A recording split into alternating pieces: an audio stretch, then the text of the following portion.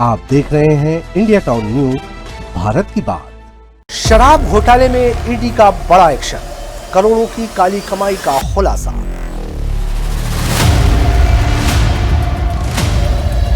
कारोबारियों और रसूखदारों पर शिकंजा, क्या अब और बड़े नाम आएंगे सामने? छत्तीसगढ़ के बहुचर्चित शराब घोटाले में अब प्रवर्तन निदेशालय यानी कि ईडी ने बड़ा प्रहार किया है। एक साथ कई शहरों में छापेमारी कर एजेंसियों से करोड़ों की संपत्ति जब्त की है, जिसमें नगद और सोने की भारी बरामदगी ने पूरे प्रदेश में हड़कंप मचा दिया है।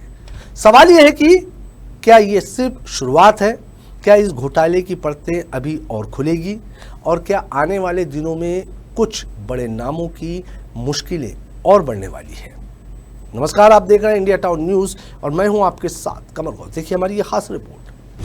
छत्तीसगढ़ में शराब घोटाले की जांच अब निर्णायक मोड़ पर पहुंचती नजर आ रही है।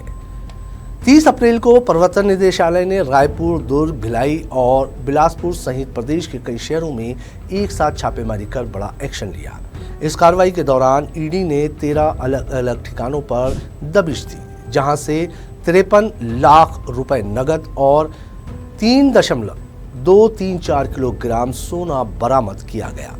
जब्त की गई इस नकदी और सोने की कुल कीमत लगभग 5 करोड़ 39 लाख रुपए आंकी गई है।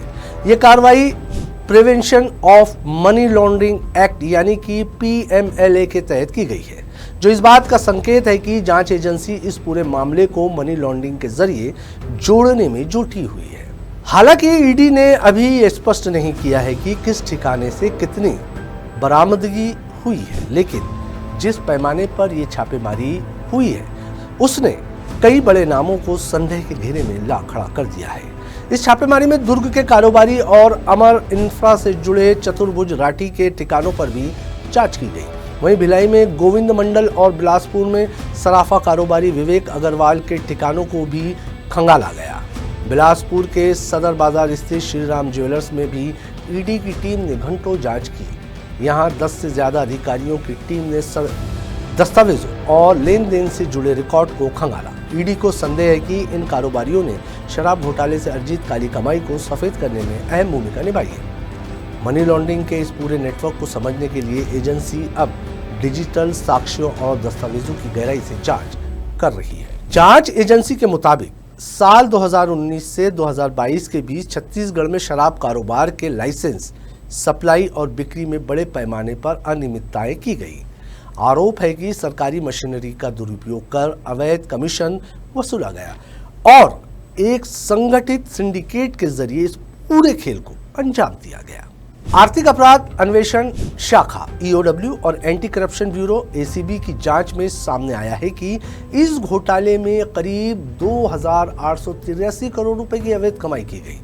वहीं ईडी की एक FIR में भी 2,174 करोड़ रुपए से अधिक के घोटाले का जिक्र किया गया है, जो इस पूरे मामले की गंभीरता को दर्शाता है। इस मामले में अब तक ईडी कुल 380 करोड़ रुपए की संपत्ति अटैच कर चुकी है। इसमें चल और अचल दोनों तरह की संपत्तियां शामिल हैं।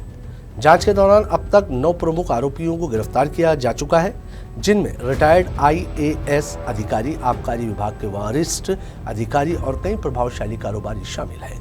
वर्तमान में इस मामले में 81 आरोपियों के खिलाफ अदालत में सुनवाई जारी है, जो इस घोटाले के व्यापक नेटवर्क को उजागर करता है। ईडी की जांच में ये भी सामने आया है कि तत्कालीन सरकार के दौरान एक शक्तिशाली सिंडिकेट सक्रिय था, जिसमें कई बड़े अधिकारी और कारोबारी शामिल थे। इस सिंडिकेट में पूर्व IAS अधिकारी अनिल टुटेजा, आबकारी विभाग के MD AP त्रिपाठी और कारोबारी अनवर ढेबर के नाम प्रमुख रूप से सामने आए हैं। हालिया छापेमारी में मिले डिजिटल साक्ष्यों और दस्तावेजों के आधार पर यह संभावना जताई जा रही है कि आने वाले दिनों में कुछ और बड़े खुलासे हो सकते हैं। सूत्रों की माने तो ईडी अब इस पूरे नेटवर्क के फाइनेंशियल ट्रेलर को जोड़ने में जुटी है, जिससे ये पता लगाया जा सकेगा कि काली कमाई कहां-कहां निवेश की गई। इस कार्रवाई के बाद प्रदेश की राजनीति भी गर्मा गई है। विपक्ष लगातार इस मुद्दे को लेकर सरकार पर निशाना साध रहा है, जबकि सत्ता पक्ष इस जांच को राजनीतिक बदले की कार्रवाई बता रहा है।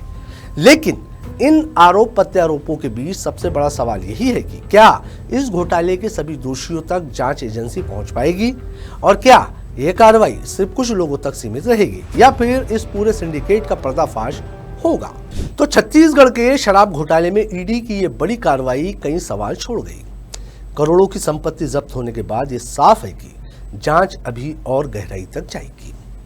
अब नजर इस बात पर रहेगी कि इस घोटाले की अगली कड़ी में कौन कौन से बड़े नाम सामने आते हैं और क्या कानून का शिकंजा सभी दोषियों तक पहुंच पाता है या नहीं। फिलहाल के लिए इतना ही। अब देखते रहिए इंडिया टाउन न्यूज़, भारत की बात। मुझे दीजिए इजाजत। नमस्कार। आप देख रहे हैं इंडिया टाउन न्यूज़, भारत की बात।